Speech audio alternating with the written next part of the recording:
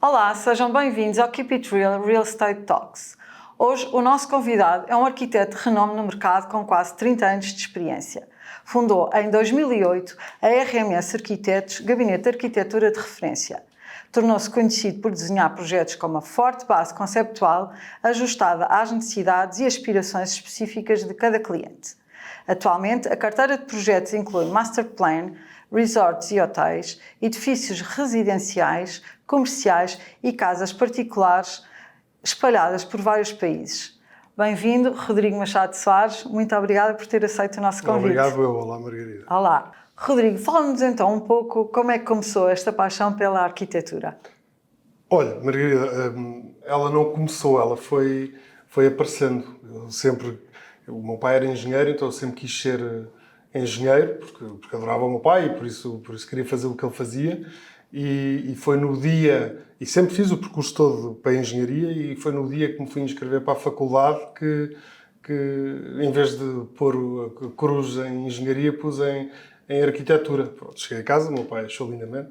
Acho que fiz isso sobretudo porque achava que a minha vida ia ser uma chatice se fosse engenheiro.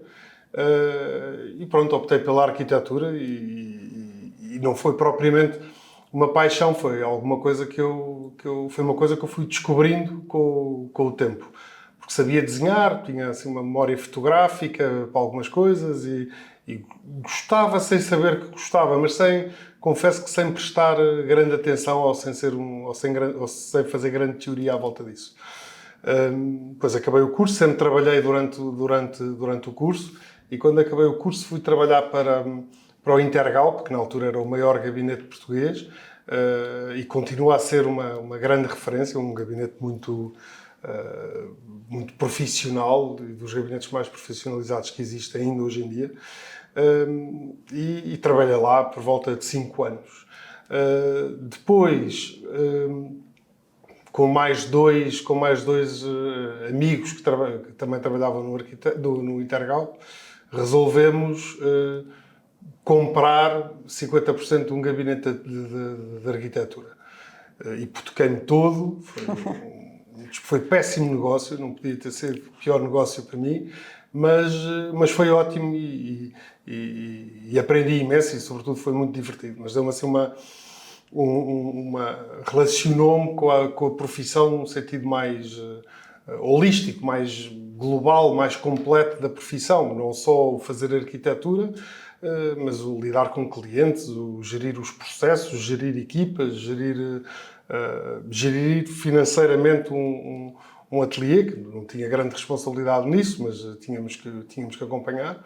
E como dizia um desses meus sócios, que tinha a minha idade, dizia: estudei 6 anos de arquitetura e estou sempre agarrado a folhas A4, quando nós devíamos estar agarrados a folhas um bocadinho maiores na altura. Pronto. Isso foi um processo que ainda demorou 3 ou 4 anos e foi muito engraçado. Chegámos a ser quase 20 arquitetos nessa altura. Eu tinha 28 anos quando começámos, foi assim uma aventura. E depois, a convite do meu grande amigo Miguel Saraiva, resolvi embarcar numa aventura, isto perto de 2008, 2009, já nem me lembro bem, mas em 2009. Embarcar numa aventura diferente e fazer parte de um ateliê com ambições internacionais e com trabalho muito grande e por aí fora. Quando começámos isto havia muito pouco trabalho em Portugal, era difícil, a internacionalização era uma obrigação, não, quer dizer, era uma necessidade, não era só estratégico, se bem que para o Miguel era mais do que isso, mas para mim era uma necessidade. E durante anos andámos pelo mundo fora, desde West África até ao Médio Oriente. Lembro de passar dias e dias no Irão, vezes e vezes sem conta, e foi um processo muito divertido e muito ansioso também, e muito penalizador da família e do tempo de cada um, mas foi o que me pôs em contacto com uma realidade diferente e que me abriu muito os olhos para o que é a arquitetura, o que era e muitas vezes ainda é a arquitetura em Portugal. Este contacto com players internacionais, sobretudo associado ao turismo, que era onde sentíamos mais esse impacto, porque trabalhávamos sobretudo em mercados emergentes, não é? Onde nós fazíamos alguma falta, não é? Onde se calhar para os ingleses não era, para os franceses não era fácil de trabalhar, para nós, para o velho português, era um passeio no parque, quase. Mas pôs-me em contacto com essa realidade, sobretudo não tanto da arquitetura, mas mais dos procedimentos, e de facto porque é uma forma diferente de encarar a arquitetura. Costumava dizer, para simplificar a minha vida e para organizar a minha cabeça, que isto no fim do dia são plantas, cortes e alçados, mas a verdade é que era um bocadinho mais do que isso. Depois, já em 2013, resolvi tornar a RMS Arquitetos independente, porque até lá a RMS existia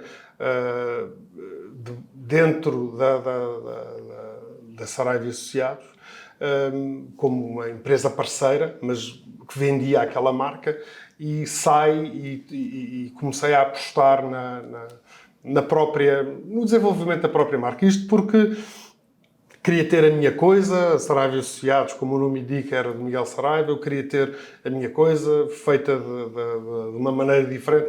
Não posso dizer que seja a minha maneira, porque não controlo os processos a esse ponto, mas queria ter a minha coisa. E ali em 2013 resolvi lançar a RMS Arquitetos no mercado, mais internacional, porque aí havia rigorosamente zero trabalho em Portugal. Foi um período difícil, de 2013 até 2015, Sim. Foi muito difícil, em que fiquei sobretudo focado em West África, Senegal, Costa do Marfim, Gana, com algumas incursões até pelo Ruanda e por aí fora, mas sobretudo focado nestes três países. E foi muito duro, chegámos a ficar meses sem faturar um tostão e a tentar sobreviver. Depois, em 2015, o mercado começou a crescer em Portugal, e porque West África tinha acabado por correr bem, tínhamos disponibilidade para nos focarmos, disponibilidade financeira, não? Porque a pessoal existe sempre. Eu prefiro fazer um projeto em qualquer sítio em Portugal do que ter que ir para o Senegal fazê-lo, por muito que adoro o Senegal. É o meu país, quanto mais não seja por causa disso. E aí, como houve uma decisão estratégica de que a RMS Arquitetos lutasse mais do que pelo projeto, pelo dinheiro, porque isso eu consegui perceber que não compensa e que é mau negócio, e comecei muito mais começámos, porque aí tornou-se uma equipa maior, começámos muito mais a apostar numa lógica da reputação e da qualidade da arquitetura. Optámos por não crescer muito depressa, embora tenhamos chegado a 15 arquitetos, o que é um ateliê hoje em Portugal, se calhar, médio, porque os ateliês em Portugal são normalmente muito pequenos, e começámos a focar sobretudo na qualidade. Quando na introdução falou em forte base conceptual, eu não consigo ver as coisas dessa maneira, vejo as coisas acho que o conceito tem sempre que existir na arquitetura ou em qualquer coisa que se faça. Pode ser bom ou ser mau, não é? Eu posso ter uma base conceptual forte e ter uns conceitos péssimos. Mas aí focámos muito em que o que é que queria dizer essa base conceptual. E essa base conceptual, para mim, quer dizer, sobretudo, olhar para o projeto como um todo e considerar que tudo é importante num projeto. Desde o cliente até à própria arquitetura, e não dissociar as coisas uma da outra. Eu não acredito na arquitetura sem o cliente, e não acredito que se consiga fazer boa arquitetura, na verdadeira ascensão da palavra, sem respeitar todas as premissas de um projeto. Claro. E diga uma coisa, hoje em dia, quais é que são assim, os maiores desafios enquanto arquiteto? Olha, eu vou-lhe dizer, eu acho que o maior desafio enquanto arquiteto não tem a ver diretamente com a arquitetura, embora obviamente esteja ligado, tem muito mais a ver com a profissão. Acho que a profissão da arquitetura em Portugal é uma profissão desorganizada, a maior parte das vezes, não estou a dizer que não existam exceções a isso, mas eu diria que empresarialmente desorganizada. E quando digo isto, há aqui um exemplo muito fácil, basta imaginar um jovem arquiteto cheio de talento e ambição, acabado de sair da faculdade, e como é que ele faz o seu percurso até se realizar-se profissionalmente. Normalmente o percurso é sempre o mesmo. Começam a trabalhar com os mais velhos, a aprender, a ganhar experiência e mal têm que inventar a roda e criar o seu próprio gabinete. Tornar-se empresários. Eu próprio sou empresário da arquitetura porque tenho que ser, não é? Porque não existe... Porque a profissão não está organizada, não existem planos, volto a repetir, não estou a dizer que não existam exceções a isto, mas a profissão não está organizada, não existem planos de carreira, não existem... a própria responsabilidade do arquiteto não está nem organizada, nem reconhecida, e muitas vezes por ele próprio não está reconhecida. E acho que o mundo mudou, não sei bem quando, mas desde que comecei a trabalhar até agora são mundos completamente diferentes. E na arquitetura eu acho que, claro que mudou na tecnologia, nos programas, e isso tudo é diferente, mas isso é sempre diferente projeto para projeto. Isso não...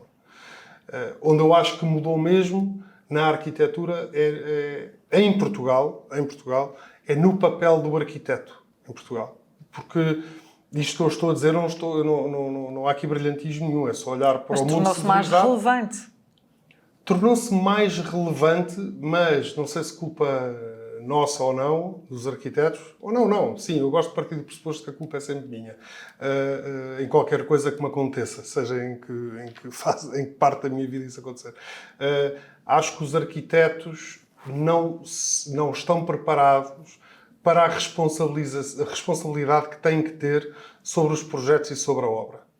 Acho que não estão e acho que o mundo, porque Portugal hoje em dia, quer dizer, mais de metade dos meus clientes são estrangeiros. Tenho chineses, brasileiros, israelitas, franceses, ingleses, alemães, tenho de tudo.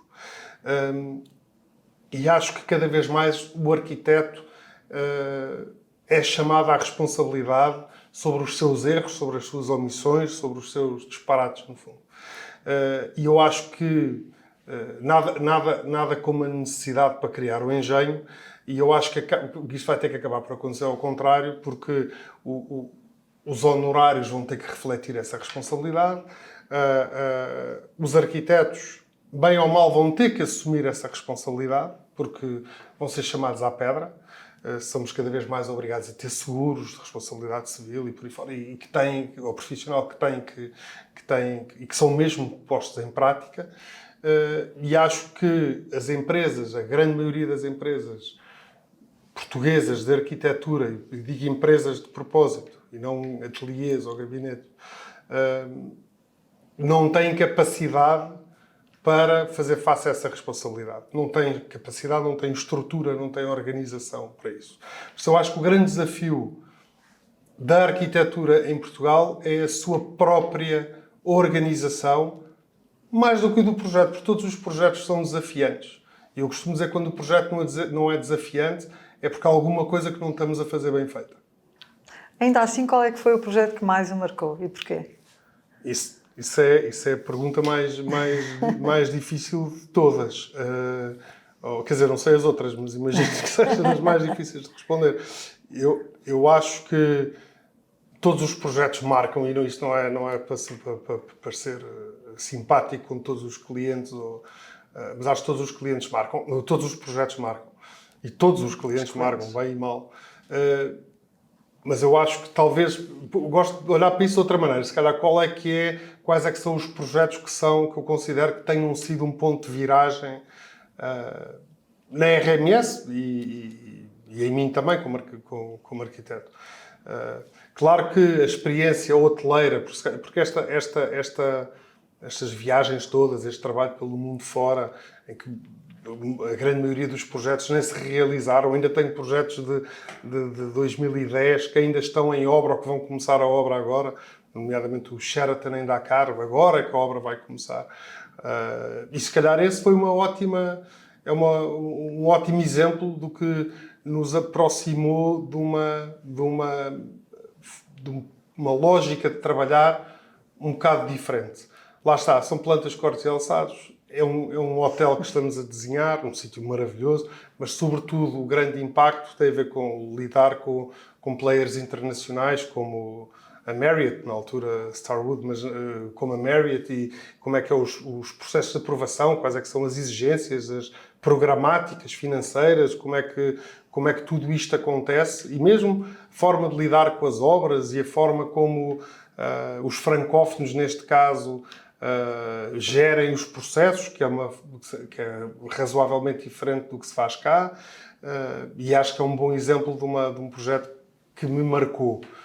Talvez em Portugal, o projeto que nos marcou e que está agora em conclusão é o Hotel Cidadela em Cascais, o primeiro grande projeto da RMS, estamos a falar de 18 mil e tal metros quadrados, que é um hotel, que é residencial, que tem outra vez essa relação, neste caso, com a Hilton e com um cliente internacional, muito dinâmico, dinâmico como quem diz, as coisas estão sempre em aberto, o projeto está sempre em aberto, e isso é uma realidade de quase todos os projetos hoje em dia.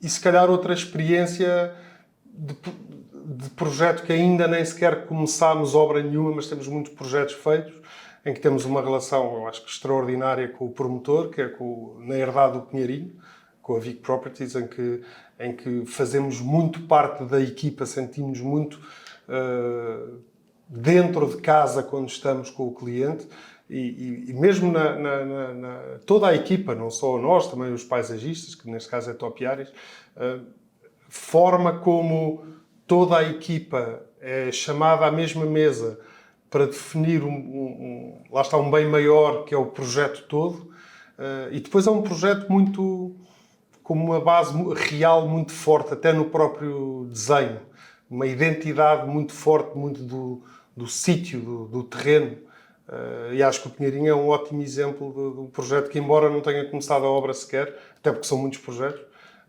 é uma ótima referência de um projeto que nos marcou.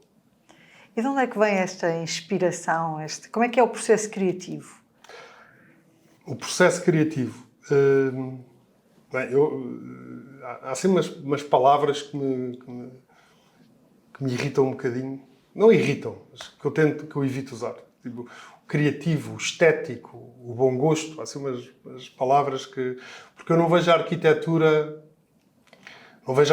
dessa maneira. Eu acho que a arquitetura, primeiro que tudo, não é primeiro que tudo, em paralelo a outras coisas, presta um serviço. Presta um serviço e tem responsabilidades que vão além do serviço que é prestado. E, embora às vezes pareça que há incompatibilidade ou conflito de interesse a estas duas coisas, eu não acredito que possa existir. Acho que o projeto tem que servir um propósito e tem que respeitar o território, tem que respeitar a história passada e futura, e tem que ser um representativo dos tempos em que vivemos. Dito isto, o processo, lá está, criativo, o que nós costumamos fazer é primeiro perceber qual é que é a pedra que vamos ter para partir ou para esculpir. E isso passa por uma análise muito, quer dizer, inevitável, ia dizer muito forte, inevitável, porque às vezes não demora assim tanto tempo a ser feita, mas inevitável do que é o programa, do que é o budget do cliente, objetivos, o que é, e mais importante, o que é o território, o que é o enquadramento do território em que vamos intervir, o que é o terreno em que vamos intervir, onde é que está o solo, onde é que está o vento. E estas coisas todas criam-nos uma pedra. E vamos fazer a escultura respeitando essa pedra. Eu dou sempre um exemplo no escritório que é, se essa pedra é um menir, não dá para fazer o Cristo Rei. Não dá para pôr bracinhos. É tão simples quanto isto. Por isso temos que construir dentro da nossa pedra. E depois disto, de identificada essa pedra, o calhau, como também costumamos dizer no escritório, então vamos começar, vamos nos sentar, horas às vezes intermináveis, às vezes a análise desta pedra, ou deste projeto, quase que responde por si só, a própria análise responde. Mas quando começamos a trabalhar, sentamos horas a fio a desenhar, a esquiçar, a refilar, a dizer coisas parvas, não só parvas, mas muitas vezes parvas, e de repente o projeto acaba, há ali um momento em que o projeto acaba por nascer sozinho. Às vezes existem ideias que respondem imediatamente àquele e que conseguem resolver todas as condicionantes daquela pedra. Às vezes temos que forçar mais a ideia, é um bocado mau sinal quando a ideia tem que ser forçada, quer dizer que começamos com compromisso ou trade-offs, como se diz hoje em dia, e nem sempre são melhores, mas depois de definido esse ponto de partida, o projeto quase que se ganha vida, não é? Desenvolve-se quase sozinho. Se ele for bom, se o conceito for bom, torna-se muito capaz de responder ao dinamismo dos processos de hoje em dia. E se todos os clientes são diferentes, todos os projetos são diferentes, há algum ponto, algum denominador comum que seja transversal em todos eles? Acho que a qualidade é transversal. É claro que há diferenças entre clientes há o rico e há o pobre, há o que é hoteleiro e tem uns objetivos, ou que também é hoteleiro e tem outros objetivos, calhar com hotéis ambos das mesmas estrelas, mas claro que há aí muitas diferenças. Eu acho que a qualidade, o que é transversal, diria que é a qualidade e o que está certo. Não é? E isso, aliás, como ouvi uma vez o Manuel Ângelo Mateus dizer, estética é ética. E eu revejo-me completamente nisso e acho que a ética é ainda mais transversal. Sim, a todo o processo e a tudo. Não é? Acho que se houvesse uma palavra que define um princípio regulador, orientador da RMS, diria que é ética. E eu acho que isso acaba por ser transversal a todos os clientes. Porque se a arquitetura está certa, é porque é ética, porque senão não consegue estar certa. E se está certa, tem qualidade e está a responder às necessidades do cliente. Por isso, diria que a qualidade que deriva da ética é o que é transversal a todos os clientes. Por isso acaba por ser inequívoco. Eu posso entrar eu posso ser muito rico e mal habituado e entrar num edifício de habitação social ou de custos controlados e reconhecer essa qualidade. E, na sua opinião, o que é que valorizam mais os clientes num apartamento citadino? Partindo do pressuposto que isso quer dizer um apartamento citadino compacto, não é? Porque isso pode querer dizer muitas coisas, um apartamento na cidade são muitas coisas, mas identifica essa sua pergunta como uma coisa que tem a ver com estas alterações tipológicas que acontecem. Sim. Há coisas que estão a desaparecer da arquitetura. Não quer dizer que as pessoas não as queiram ou não precisem delas. Quer dizer que não têm dinheiro para as ter. É tão simples quanto isso. Exemplos básicos, como, quer dizer, quem é que tem uma lavandaria? Há uns anos atrás, já alguns, a lavandaria juntou-se com a cozinha. O último sítio que faz sentido ter roupa lavada é na cozinha, se pensar bem nisso. Mas a cozinha juntou-se com a lavandaria. Não é? O quarto da empregada desapareceu. Depois desapareceu a própria da cozinha. Integrou-se com a sala. O hall de entrada às vezes dá jeito de ter, mas a tendência é que desapareça. Desapareça também. Não é? Porque estamos a falar, em alguns casos, 5 metros quadrados de hall de entrada que valem 25 a 50 mil euros. Tal e qual. Não é? E isto tem um impacto enorme. Toda a gente quer um hall de entrada e toda a gente quer um corredor com 1,40 m. Toda a gente quer uma cozinha e um quarto de empregada. As pessoas não o podem ter. E o papel do arquiteto é fazer com que essas novas necessidades, não vejo como desejos, porque acho que o desejo move um bocadinho a arquitetura. Acho que a necessidade move mais. Vejo que o papel do arquiteto é conseguir criar espaços, não quer dizer espaços nem ambientes, quer dizer criar uma vida que as pessoas gostem, apesar de terem perdido algumas coisas, porque têm que perder algumas coisas. Acho que o desafio é sobretudo esse, que as pessoas vivam bem e que vivam um espaço do qual se orgulhem e de que gostem, não é? Independentemente de isso ter um impacto em muitas coisas, quer dizer, antigamente, não assim há tantos anos, se calhar há 10, qual era o mal? Quer dizer, os apartamentos eram todos iguais. Sim. Eram todos iguais. Não quer dizer que fossem maus, mas eram todos iguais. As configurações eram todas muito semelhantes. E mesmo em termos de acabamentos. Em termos de acabamentos era muito básico. E não havia mal nenhum e continuo a achar que não há mal nenhum no básico. Mas a verdade é que teve que se começar a investir de uma maneira diferente no interior design, que é uma coisa que em Portugal é ainda pouco, começa a ser, mas ainda pouco entendida. E a que é que se deveu essa mudança?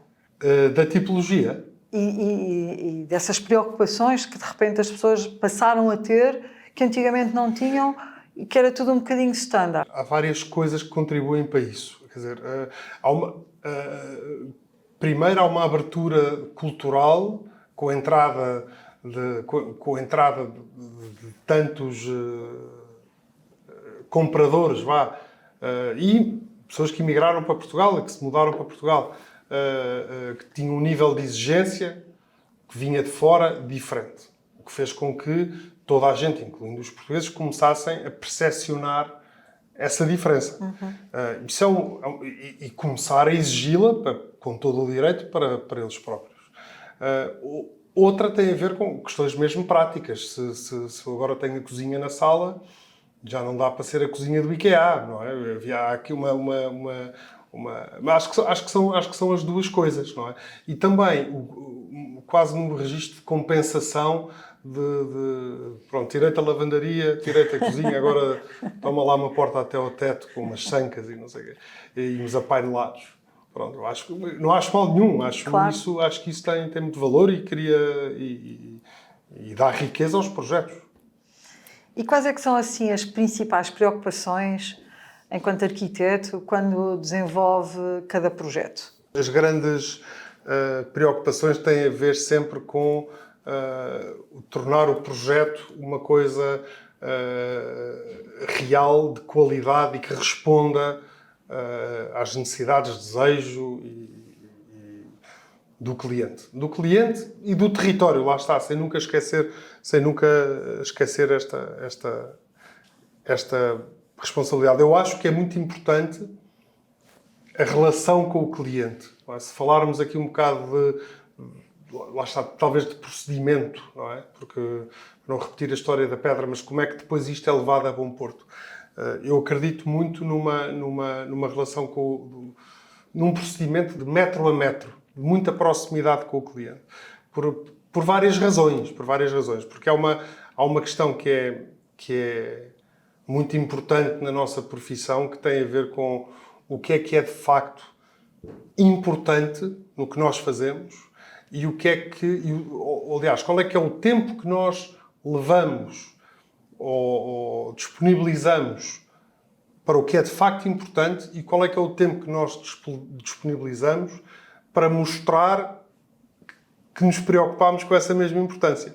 Ou seja, isto é o que conceito, o que é que são decisões, o que é a massa cinzenta e o que é produção. Não é? Para dar um exemplo, muitos projetos, dá-se um exemplo parvo, em termos de tempo, a caixa do livro de instruções é muito maior que a estante do IKEA. Percebe? Porque às vezes as decisões são óbvias ou simples e o tempo, não quer dizer que sejam menos inteligentes por causa disso, e o tempo que demoramos para as fazer acontecer, às vezes é absurdo. Não é? E isso é uma esperança que eu tenho que as novas tecnologias venham mitigar de alguma maneira. E isto também faz com que, voltando ao metro a metro, à proximidade com o cliente, que as decisões sejam passos muito seguros e muito certos. E que não precisem, eu acho que os clientes entendem isto, acho que não tenho a certeza que os clientes entendem isto, perder o efeito de surpresa do 3D magnífico, mas do projeto que não está a responder ou está a ultrapassar a tal pedra, nós estamos a pôr o braço de Jesus no menir, colado à força, mas termos a certeza que o cliente consegue monitorizar esse cumprimento e que nos consegue acompanhar passo a passo em todas as tomadas de decisão, para que a produção dessas decisões seja uma coisa fluida e sem temas. Porque o tempo é cada vez mais curto e a verdade é que os honorários não refletem o tempo que é necessário para produzir. Por isso nós temos que, se fazemos tudo da mesma maneira à espera de ter resultados diferentes, somos parvos. Não é? Se temos que mudar alguma coisa para que os resultados sejam melhores. Claro. Não é? Porque no fim do dia o que interessa é a qualidade do projeto. E tem algum projeto de sonho que idealize ainda concretizar, participar, desenvolver? Todos os projetos me entusiasmam. Lá está, como disse há bocado, se o projeto não é desafiante, é porque há alguma coisa que nos está a falhar e que não estamos a ver. Porque todos os projetos são desafiantes. Em todos os projetos nós conseguimos criar valor, às vezes quando menos esperamos. Não estou a dizer que seja um ato de trabalho ou de inteligência ou de esforço. É um ato de atenção, é um ato de alerta. De estar alerta para as coisas. Talvez, quer dizer, desenhar um museu ou uma igreja, mas tem a ver sobretudo, não com ser um museu ou com ser uma igreja, tem sobretudo a ver com encarar programas que são diferentes e desafios que são usuais, diferentes. Não é? Exatamente. Porque, sobretudo são diferentes, que resultam em projetos diferentes, não é? Quer dizer, a Margarida, que não é arquiteta, mas se olha para um edifício, percebe imediatamente que é um hotel. Não é? Claro. Às vezes pode confundir com uma prisão, se não for grande espingarda, mas percebe imediatamente como um hotel. Mas tipicamente sim. Não é? E percebe se é um museu, não é? Quanto mais não seja, porque normalmente não tem assim tantas janelas, não é? Ou uma igreja. Eu acho que é mais pelo desafio, pelo impacto que isso tem que o programa tem no desenho, do que propriamente a ver com o programa. A inclusão da sustentabilidade e a sustentabilidade, aliás, são tópicos cada vez mais presentes no mercado imobiliário e que devem ser pensados desde o início do projeto. Como é que vê estes temas e como é que os aplica? Para já acho que são conceitos em evolução, sempre. E que, de uma forma ou de outra, esses conceitos sempre foram uma parte fundamental ou integrante da arquitetura que eu aprendi. Eu não vejo acho que sustentabilidade e inclusão, eu acho, por acaso, um termo que se usa muito, sustentabilidade e inclusão, a sustentabilidade também é inclusão. Sustentabilidade também é social, também é cultural, também claro. Não só, confunde-se muitas vezes com ecologia só, e não é. Mas acho que sustentabilidade é, na base, responsabilidade. Lá está a ética outra vez. A mim sempre me ensinaram, e não sou eu que sou especial, porque é transversal a quase todos os arquitetos portugueses, sempre nos ensinaram que o enquadramento da arquitetura, seja no território, seja socialmente, seja culturalmente, é fundamental. É base. Quando digo fundamental, é a fundação do que é que deve ser um bom projeto, é esse enquadramento. E lá está essa responsabilidade também histórica, passada e futura, por aí fora. Nesse sentido, eu não a vejo como uma mudança de mindset. Vejo, claro, que a legislação acompanha isso, que a própria sociedade acompanha e começa a exigir isso. E a estar mais sensível a este tema. Claro, não é? os promotores, por causa disso, por causa dessa sensibilidade da sociedade, também estão mais sensíveis a isso. Claro que muitas vezes sustentabilidade e marketing estão muito de mãos dadas, acho que todos sabemos isso, mas acho que também a legislação tem acompanhado, mas acho que a grande mudança está quando a pessoa que de facto for comprar, alugar, seja o escritório, seja a casa ou o apartamento, o que for, tiver essa exigência. E aí é que as coisas mudam. Porque até lá mudam um bocado à força, através da legislação, ou lá está, do marketing. E isso já começa a acontecer, quer dizer, sobretudo empresas internacionais que querem alugar um escritório já têm que ter as certificações BREEAM, LEED, ou o que for, senão o edifício já não serve, isso já começa a acontecer. Agora, claro que há sempre uma adaptação às novas tecnologias e que mudam todos os dias. Mas a forma de encarar o projeto é a mesma. Eu dou sempre um exemplo que é para citar um dos nossos arquitetos, Pancheguetes, que tinha muito trabalho em Moçambique, em que os edifícios, existem edifícios em Maputo, que quase que não precisam de ar-condicionado pelo desenho, pela resposta que a arquitetura... Isto é um exemplo, sustentabilidade não é só isto, não é? Mas dando só um exemplo, simplificando, e que são exemplos extraordinários, pensamos sempre na pegada de carbono. A resposta à pegada de carbono é uma resposta que sempre foi dada na arquitetura tradicional. Não vê nenhuma casa no Alentejo que tenha ido buscar granito ao Minho. Não é? É simples. Não é? O encarar do projeto com seriedade e todas as componentes de um projeto com seriedade e com ética acabam por mitigar muito, não todos, mas mitigar muito desses temas. Eu não vejo, lá está, a sustentabilidade faz parte da pedra. E como disse, a própria escolha dos materiais também tem que estar coadunada com esta resposta que hoje em dia cada vez mais temos que dar Claro que tem. Materiais, simplificando, métodos construtivos, não só, não é? Porque muitas vezes as pessoas fazem algumas confusões. O construir em madeira é mais sustentável. Pode não ser. De onde é que ela vem? Quais é que são as pessoas que vão fazer esse trabalho?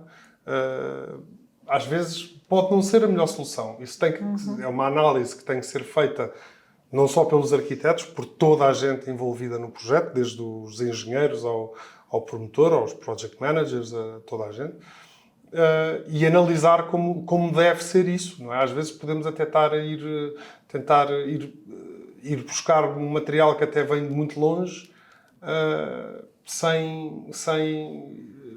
mas se calhar até reduz a pegada de carbono ou esse impacto na sustentabilidade. Não é?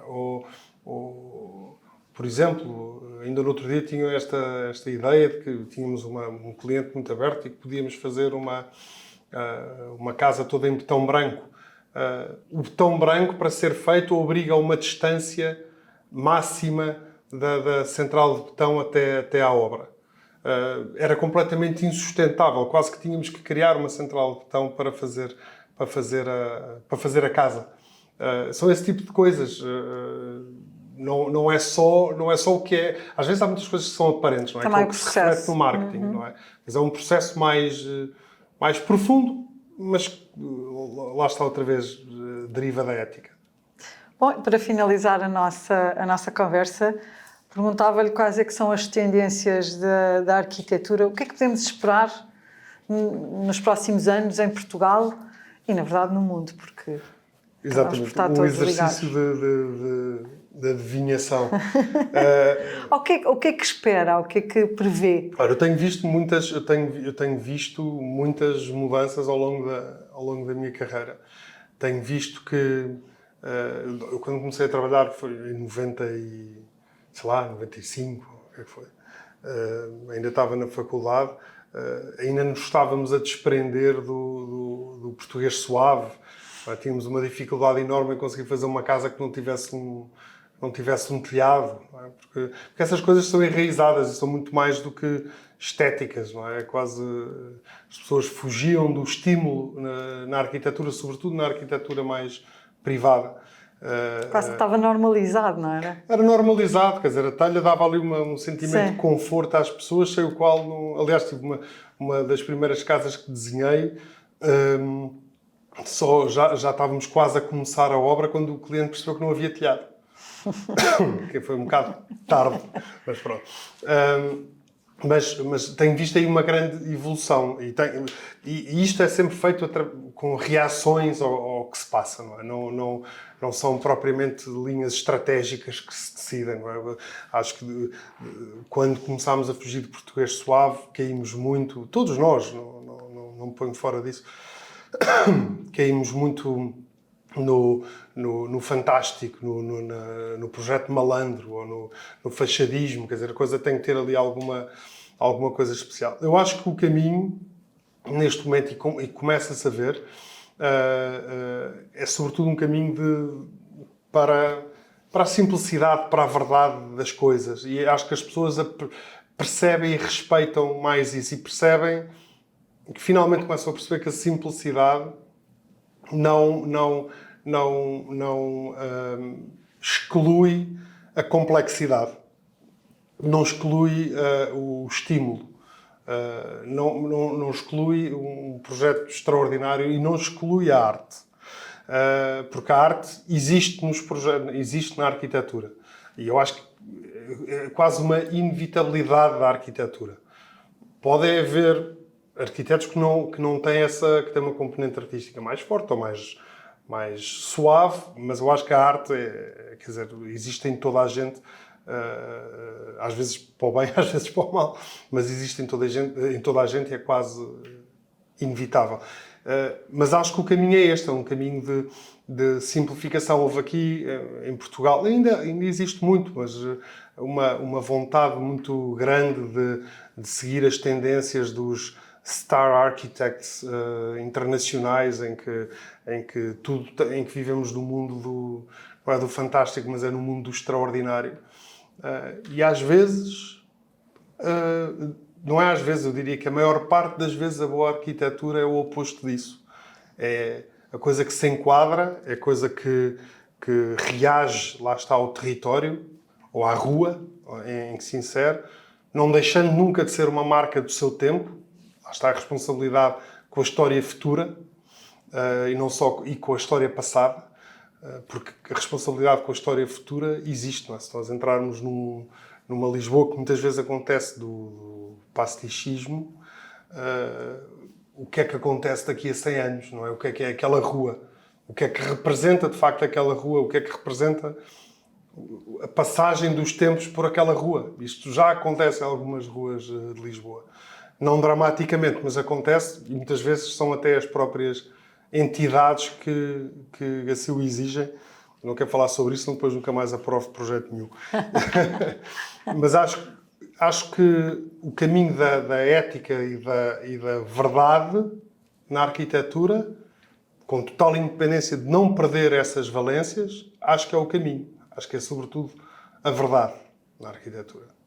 Muito bem. Muito obrigada por esta conversa, muito simpática, gostei muito. Muito obrigado. Obrigada, Rodrigo. Obrigado, Margarida.